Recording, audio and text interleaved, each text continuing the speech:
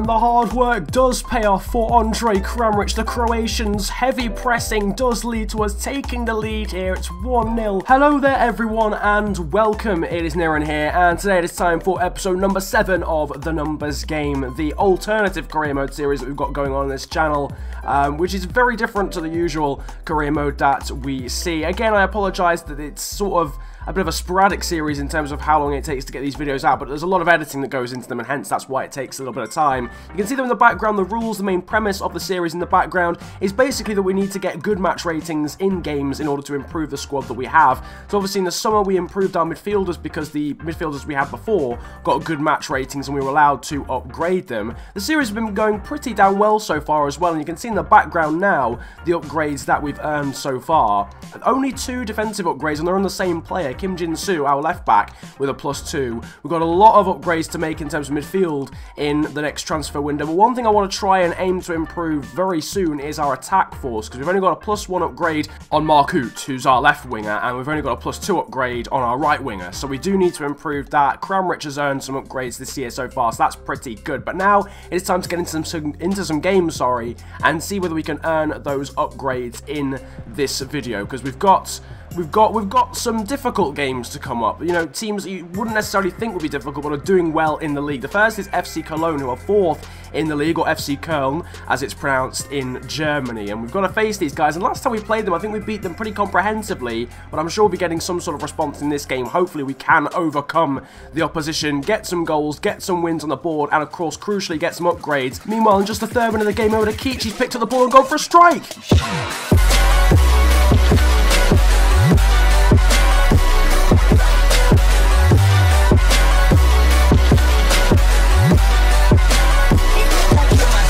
That is an absolutely outrageous strike from Mehmet Akici in just the 4th minute of this game. An absolute screamer from 25 yards out from the Turkish midfielder Timo Horn in the Köln goal, getting nowhere near it.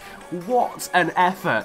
That is simply stunning. That is an absolutely incredible goal out of absolutely nowhere to kick off this episode from Mehmet Akici. Incredible stuff from the midfielder, going a long way to getting him an upgrade. Into the 14th minute though, and Julian Weigel's given the ball away to Artem Rudnevs, and now Lehmann running into the box. He's been taken down by Kevin Vogt, and that is a chance for Köln to get themselves back on level terms just 10 minutes after we scored with that beautiful goal from Mehmet Akici. It's a challenge that's come in from Vogt that he doesn't really need to take that challenge. He doesn't really need to go in for it. Anthony Modeste will step up and take it, and he'll send Olivier Baumann the wrong way, and the Frenchman gets another goal to add to his tally in this season and makes it 1-1 in this football match. It's a shame because that goal from Mehmet Akici was enough to win any game, but we're going to certainly have to score another one if we are to try and get the 3 points in this game. On the edge of half-time, and Mo Dahoud's running through on goal. Can he get a goal? No, it's a great save from Timo Horn. Trying to get the ball through the German goalkeeper's legs there was Mahmoud Dahoud, but it's a great save. Slightly fortuitous, but it's gone over the bar with the help of Timo Horn's leg. Into the second half, and Köln are going forward again with Artem Rudnevs, but he puts the ball wide off the post with that header, which was quite, you know, from some distance actually. Thankfully, though, it goes wide of our post. Nevertheless, we are now going forward with Mark Hoot cutting in from the left-hand side to Kramaric, now to Rupp, but a great save from Timo Horn to deny Lucas Rupp what probably would have been the winner with 4 minutes of the game to go. But after a very quiet second half, the game does end with the spoils shared. It is a 1-1 draw and a point apiece for both sides. We grab a point and Köln do as well. Very stiff opposition, actually. And after that amazing goal from Akici, it is not enough to win the game, but it is enough for Akici to get an 8.8 rating, and that, my friends, ladies and gentlemen, is enough for a upgrade for the Turkish attacking midfielder of +1. He gets himself a special in-form card for that performance in that game. Mahmoud Dahoud, of course, was very close to an upgrade right there, but he's already got +5 on his upgrades, so that's obviously capped. You guys voted to have the upgrades capped at +5 per player, so he can't get any more upgrades, but Akici obviously can, and that adds to the collection of midfield upgrades that we've got so far this season. Next up, though, second game of this episode is against Eintracht Frankfurt, another team you wouldn't expect to be a ridiculously challenging tie, but are up in the top half of the table, much like FC Köln were, and fighting for a European place. This will be a very tricky game. Going to try and get off to a good start, though, as Akici finds Mahmoud Dahoud. He's got the run of Lucas Rupp being made over on the right-hand side, and Rupp is now clean through on goal. Can he get the ball past Lucas Hradecki?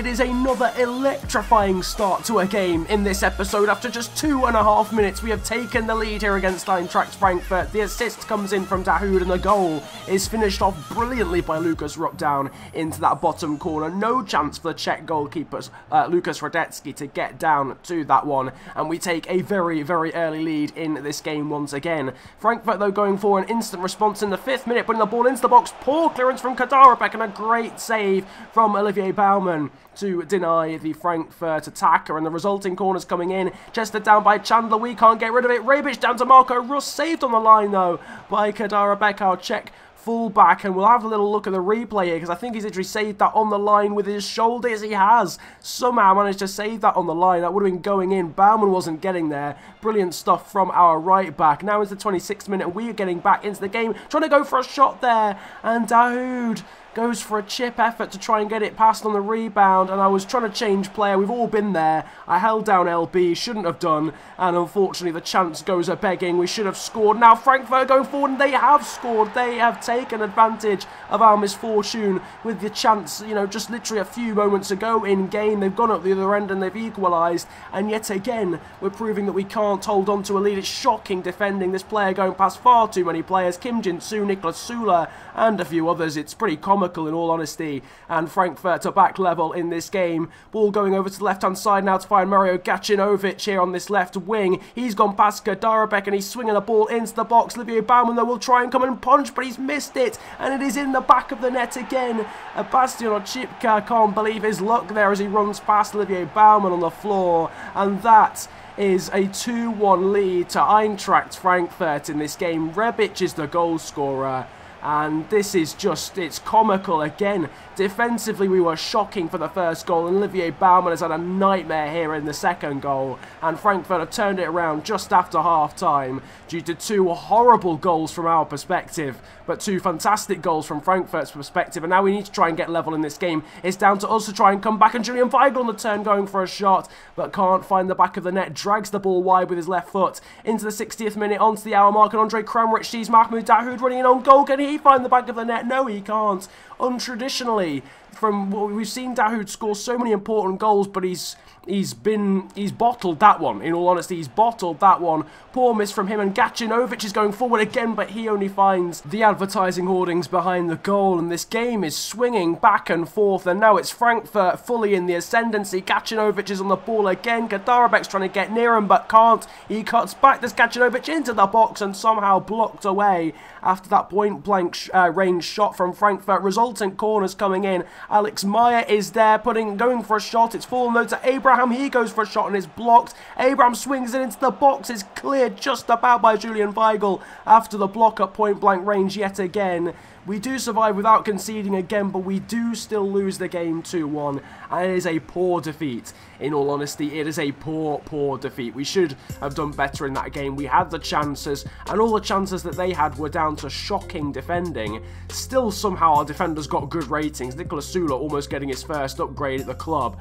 Mahmoud Dahoud was the only player to get a rating that was worthy of an upgrade, but we've already discussed this. He can't get any more upgrades because he's already had +5 as a total so far in his Hoffenheim career, so we can't upgrade him any further. So no upgrades earned from that game then against Eintracht Frankfurt, and now we've got to face the second Bundesliga side, Hannover 96, in a Deutsche Pokal game in the Cup to round off this episode. And let's see if we can try and get a win. We've had a draw, we've had a loss. Let's try and complete the set and try and get a win in this game, in this episode at some point, because we need to. We've not been playing very well. We've not been holding on to leads very well whatsoever. Dahoud is the man to watch out for. Definitely need to watch out for him, actually, because he's sort of underperformed a little bit despite the ratings, and he's taking matters into his own hands there, dribbling through the Hannover defence and trying to get an instant goal again in this episode, but thankfully for Hannover, it is cleared away. Some quick interchanging play, though, from Hannover. Now sees them throw on goal. To Sobiek goes for the strike, but it's a good save from Olivier Baumann, trying to rectify his mistake there in that game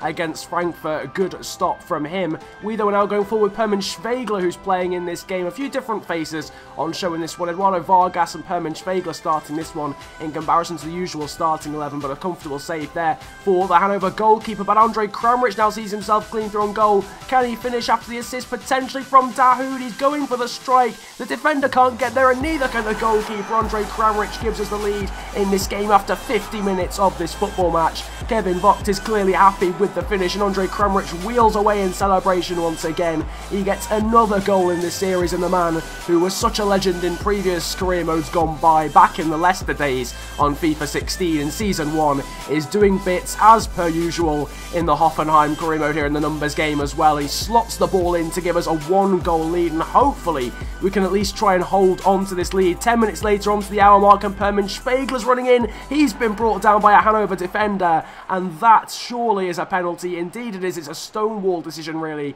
for the referee to make. It's a yellow card for Oliver Sorg, and this is now a great opportunity for us to double our lead and to get Andre Kramaric's second goal of the game. We've had troubles in keeping hold of leads. We surely can't let a 2-goal lead slip if we can convert this penalty. Andre Kramaric will stand over it. It's him versus Schaumer in the Hannover goal. He's going to the right-hand side, and there is where the ball is going. Kramaric just though squeezes the ball under the goalkeeper. It looked for a moment as if he was going to save it, but he couldn't adjust his body, and Andre Kramaric does just by the skin of his teeth get his second goal of this game and double our lead to make it 2-0. Arguably that should have been saved by the goalkeeper, but Andre Kramaric won't care, and it's a second goal for him here in the 62nd minute. Martin Harnik though now going forward for Hannover. Niklas Süle is there to shepherd the Austrian forward, but the shot coming in on the turn there from the Hannover forward, but he puts the ball wide. A difficult effort for himself, but thankfully we do get away with that one and hold on to our 2-goal lead. Hannover though coming forward again now with Hoffman. Kevin Vogt trying to get there, but it's a comfortable save.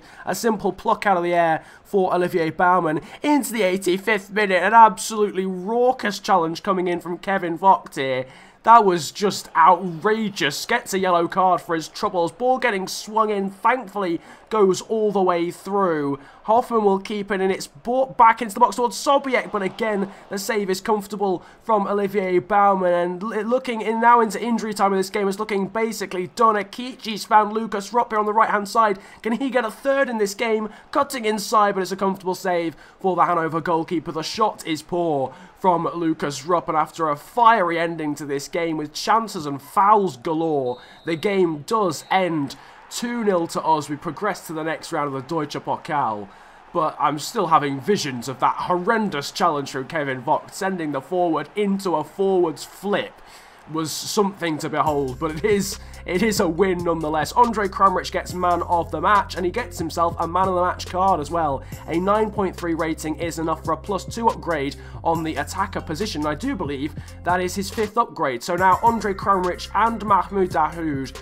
are on the capped level of upgrade, so we can't upgrade them any further than they are at the moment. So they're on like +5 as an upgrade total. So we can no longer get any more upgrades for our striker or for Mahmoud Dahoud. Also worth noting some good ratings in that game for the likes of Permin Spegler as well, who got an 8.3. He's not someone who plays all the time, but did a very good job in that game. In the background though, you can now see the ratings in total, or the upgrades, sorry, in total for the next transfer window, which isn't too far away actually. You'll be seeing the start of the transfer window in the next episode, so we'll be making some signings in the next episode of this series. We've got a lot of signings to make, so we've got a lot of upgrades so far in this series, so I hope you guys are hyped for that. If you are, then make sure to hit the likes button and subscribe if you are new to the channel. Thank you all so much for the support on this channel. 25,000 subscribers recently, which is just absolutely mental, so thank you again ever so much for that.